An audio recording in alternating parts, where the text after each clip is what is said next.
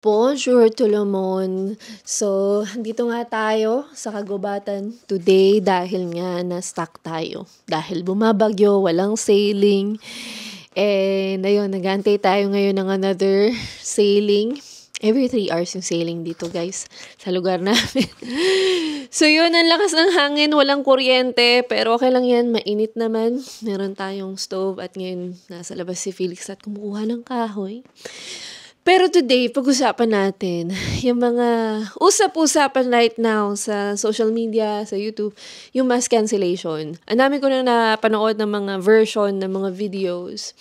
And marami din nagtatanong sa akin, anong comment ko doon, ganyan. Kala mo naman mahalaga yung comment ko pagdating dito Actually, ako, sa mass cancellation, to be honest, ang comment ko lang doon is, unless batas na siya, alam mo yun, kumbaga, right now kasi sinusulong pa lang siya, so hindi pa naman siya sure na mangyayari.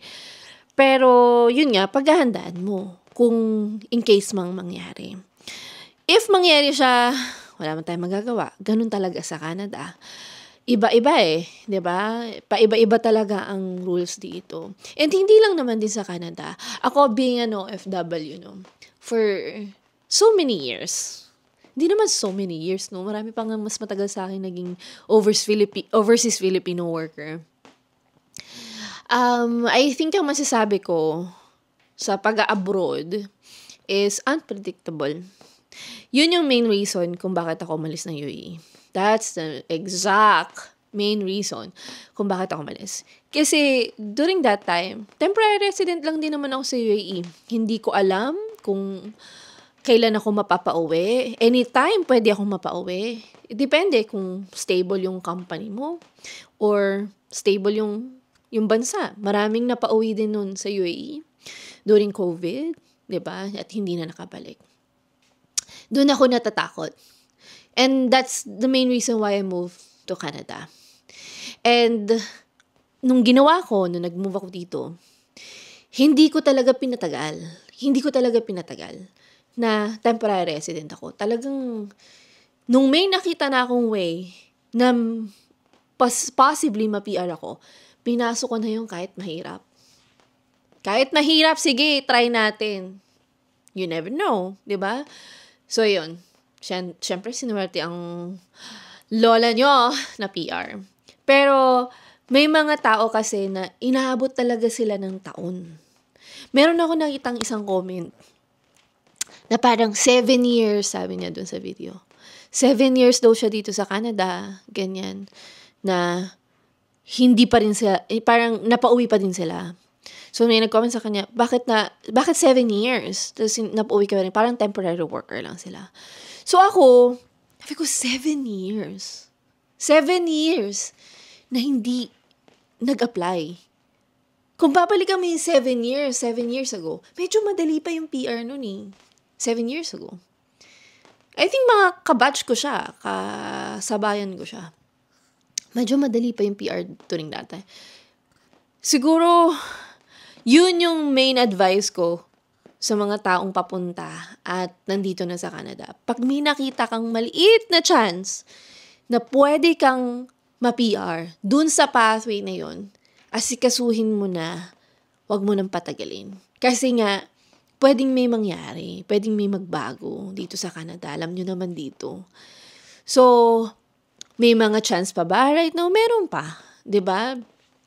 Like right now, I really advocate our temporary residents here in Canada na mag-aral ng French. Kasi right now, may way pa Meron ka pang chance na makapag-apply doon kasi hindi pa siya saturated and nakaplano yon na manguha sila ng mga French applicants outside Quebec, di ba? So, kung may nakikita kang way, you have to work on it. Tsaka yung iba din na kung tingin mo hindi mo pa na ma-max out yung English exam mo, like yung CELPIP or IELTS mo, gawan mo ng paraan, di ba? Work on it.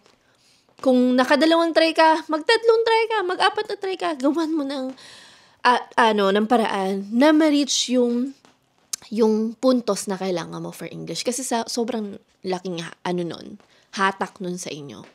And again, French, right now, is I encourage you talaga na mag-aral. Mag-aral kayo. Kasi posible, di ba? Posible na pwede mo magamit yan eventually for PR. And siguro iniisip nung iba, paano yan? Ang tagal pa, 1 year pa, 2 years pa, baka magbago. Diba? Kung magbago, okay lang. At least you know how to speak French. You can still go to another country, not just Canada. Punta ka ng France, pumunta ka ng Switzerland. Maraming mga French-speaking countries pa na pwede mong puntahan. Pero, you have another skill set. Diba? You're bilingual na. And again, kung ano yung outlook ngayon for French, kumbaga, yun ang pinaprioritize ngayon. Kita nyo naman last year, tas this year din. So, kailan nyo, sisimulan? Pag nagbago na uli yung immigration. So, yun, work on it kasi it will not take you 6 months to learn a new language. It will take you 12 months, intensive na yun. Even 2 years. It will take time. Yeah. So, yun lang ang lagi kong sinasabi. Pag may maliit na chance, you have to work on it. As soon as you step in Canada or nasa labas ka pa lang, papunta ka pa lang dito, gawan nyo na ng paraan. Ako, ganun ang ginawa ko nun. Hindi ko pinatagal. Hindi ko talaga pinatagal. Nung nakita kong meron na akong pathway, nakikita kong pathway, I work on it. Alam ko na, ito yung tatahakin ko. Pero syempre, may mga, yung mga changes na nagaganap, understandable. Pero, padamihin nyo yung mga, option nyo. Yun yung i-advise ko. So, work on French, improve your English, and then, if kinakailangan mong pumunta sa isang category like field na, healthcare, gawin mo, 'di ba? Kung talagang gusto mo dito magstay. Yun yung Yun yung take ko at yun yung comment ko when it comes to the changes dito sa Canada. You have to adapt. Like ako ngayon sa aking business, alam niyo naman 'di ba? Ako lagi akong nagpo-promote ng student pathway. And right now, I don't see that as a good pathway. So I switch. Hindi ko siya nakikita na maganda. Mahirap sa akin to change. Imagine, I always talk about student, for a couple of years, and then I have to switch to French, like language, diba? Na content. And to be honest, ko siya, na-change ko siya. It took me a year to figure that out. Pero, okay na nakapag-adapt naman ako. Although my YouTube is not giving, hindi nag-switch yung YouTube algorithm ko. But that's okay. Diba? When I started SLE, ganun din naman Ganun din naman ang content ko na walang nanonood, walang, hindi nagugustuhan ng algorithm, yung content ko. Pero I still show up. Diba? Yun yung dapat mong gawin. You have to show up. And you have to adapt to anything sa paligid mo. Kasi hindi mag-a-adapt ang Canada sa'yo. Yun. That's the sad reality of living abroad. Hindi mag-a-adapt yung bansa sa'yo. Ikaw ang mag-a-adapt. So, kung ganun na yun nangyayari ngayon, you have to work on it. So, yun lang guys, no? Ito is mini video and mini podcast.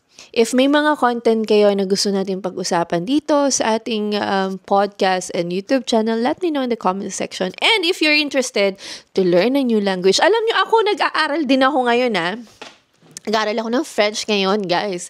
If naka-follow kayo sa akin sa TikTok, sa Facebook, ganyan, nag-aaral din ako. Kasi sabi ko, if I wanted to do this long-term, I have to know, I need to be the consumer.